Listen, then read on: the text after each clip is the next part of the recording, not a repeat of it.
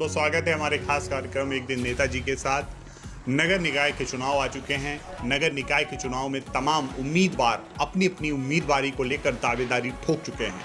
क्या किसके मुद्दे हैं, किन मुद्दों पर चुनाव लड़ा जाएगा, इसी को लेकर आज हम नगर पालिका परिषद तिलहर में हमारे साथ मौजूद हैं देवेंद्र कुमार गुप्ता जी, जो नगर पालिका परिषद से भाजपा से अपनी उम्मीदवारी जता रहे हैं। तो क्या है उनके चुनावी मुद्दे, इस पर हम चर्चा करेंगे। नमस्कार जी। क्या लग रहा है, क्या आपके चुनावी मुद्दे हैं?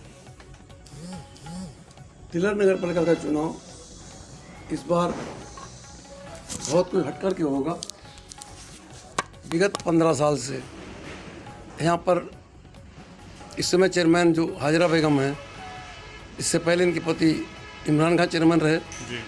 इससे पहले 2006 में इनकी माँ खासिया बेगम चेयरमैन रही। लेकिन इस 15 साल में कटु सच ये है कि चाहे सफाई का क्षेत्र रहा हो, जी। चाहे सड़कों की दुर्व्यवस्था रही हो, जी। किसी भी क्षेत्र में इनकी कामयाबी मैं नहीं मानता। आज पूरे क्षेत्र में आप कहीं भी चले जाओ, पूरे नगर क्षेत्र में, जी। कहने को तो सरकार ने गड्ढा मुक्त योजना बनाई हुई है, लेकिन तिलहर में सारी सड़कें गड्ढा युक्त हैं। किसी मेन रोड पे आप चले जाओ, किसी गली कूचन में चले जाओ, कोई भी सड़क आपको ऐसी नहीं मिलेगी जिस पर आप ठीक तरह से चल सकें। सफाई के मामले में कुछ तो सुधार हुआ, लेकिन आप देखें किसी मेन रोड पर, तहसील से जो रोड जाती है, अस्पताल रोड, मेन रोड, इसके ठीक ADB बैंक के सामने एक बहुत बड़ा मैदान, करीब 30-40 बीघे का मैदान है, पूरा ढला हुआ है, जो शहर के बीचों बीच में बस्ती के अंदर है। उस गंदगी का ढेर बना करके इन्होंने छोड़ा हुआ है। जी। इसके अलावा पीर के तालाब के पास एक धसमा घर है, उसके पास में भी कूड़ा घर। लगातार 15 साल से मैं लगातार देख रहा हूँ, उस कूड़ा घर को ऐसा बना के रख दिया कि वहाँ से उसकी दुर्गंध से आम आदमी का रहना तो दूर, उस रोड से निकलना ही बहुत मुश्किल हो गया। जी। और बिजली की भी बात अगर देखें तो लाइट तो चूँकि इतनी मिल रही है, उसमें कोई बहुत बड़ी इनकी उपलब्धि नहीं, क्योंकि लाइट जब इतनी मिल रही है तो स्वतः हर खंभे पर बल्ब जलना स्वाभाविक है। जी। और बाकी कोई ऐसी इन्होंने प्रगति नहीं की। जी।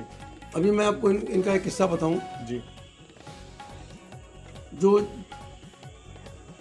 ईओ परिसर है, इसके ठीक बाहर पक्के तालाब पर दुकानें बनी है, 35-40 दुकानें। जी। जो एक विवादित बहुत बड़ा मुद्दा है। मुद्दा इस बात को लेकर के है, चूँकि ये दुकानें अलाटमेंट के तहत कुछ चंद गिने चुने लोगों को इन्होंने अपनी मर्जी से, बेमर्जी से दी, जी। जिनका पैसा भी जमा हुआ।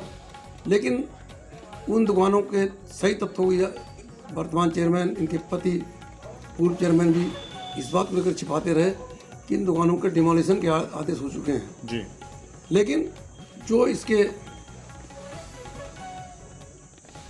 किराएदार हैं या जिनको अलॉटमेंट की गई, उनको आज तक इस तथ्य से छिपाया गया। उनको अभी तक इस तरह गुमराह करते हैं कि वो हाई कोर्ट में मुकदमा पेंडिंग है। लेकिन सच्चाई ये है कि ये दुकानें चूँकि तालाब के अंश भाग पर बनाई गई, तो ये DM के आदेशानुसार ये खसने के आदेश पत्रावली पर हैं। जी। लेकिन सिर्फ और सिर्फ ये अपनी छवि को बचाने के लिए कि दुकानें ना खसें, किसी तरह समय पास हो जाए, तो ये इन दुकानों को खसने से अभी तक रोके हुए हैं। निश्चित रूप से ये इन्होंने धोखा दे करके तालाब पर दुकानें बनाई। और तो और अभी ये दुकानें, मैंने अभी कूड़ा घर का आपको भी से अवगत कराया, डलाव घर से ठीक वहाँ पर दुकानें, करीब 13 दुकानें इन्होंने बनाई। उन दुकानों को बने करीब 1 साल हो चुका है। उन दुकानों को आज तक अलॉटमेंट नहीं हुआ। जी। और अलॉटमेंट के पीछे भी कहीं ना कहीं कोई साजिश, इनकी बेईमानी की बू नज़र आती है। क्योंकि 13 दुकानें, अगर 5,000 रुपये महीना प्रति दुकान किराए पर उठी होती, महीने में 65,000 किराया आता, साल में लगभग 7-7.5 लाख रुपये किराया आ चुका होता। बिल्कुल। लेकिन इसको भी अब तक क्यों और किस नीयत से इसको किराए पर नहीं दिए हैं। उसके अलावा ठीक उसके सामने एक नई दुकानें बनानी शुरू कर दी। क्यों? एक दुकानें बनी हुई हैं, उनको उठाओ, किराएदार बैठे, लोगों को लगे यहाँ पर। तो इनकी बदनीति सिद्ध करती है कहीं ना कहीं इनकी अपना स्वार्थ, इनका निजी स्वार्थ। जी। तो आपकी क्या पकड़ रहेगी जनता में? देखिए, मेरी पकड़ जनता में, मेरा एक विश्वास है और आत्मविश्वास मुझे है। पूरे नगर क्षेत्र में मैंने कभी जातिवाद की राजनीति नहीं की, कभी हिंदू मुस्लिम की राजनीति मैंने नहीं की। जी। वर्ष 2006 में मैंने, जो महिला सीट थी, मेरी पत्नी चुनाव लड़ी थी, उस समय भारतीय जनता पार्टी के चुनाव चिन्ह पर मैं प्रत्याशी था। मुकाबले पर वर्तमान चेयरमैन की सास श्रीमती खासिया बेगम मुकाबले पर थी। क्योंकि उस समय एक बहुत बड़ा मुद्दा खासिया बेगम के बेटे के मर्डर का चल गया था। उनके बेटे रेहान खां की, रेहान खां का कत्ल हुआ था। उस कत्ल की हमदर्दी में मुस्लिम वोटर इन्होंने इकट्ठा किया, हमदर्दी के नाते इकट्ठा किया।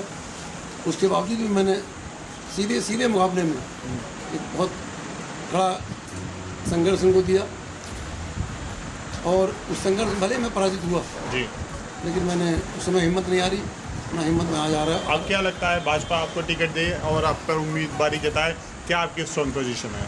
देखिए, मेरा मानना तो ये है कि भारतीय जनता पार्टी हर कीमत पर उस प्रत्याशी को टिकट देगी जो जिसकी पकड़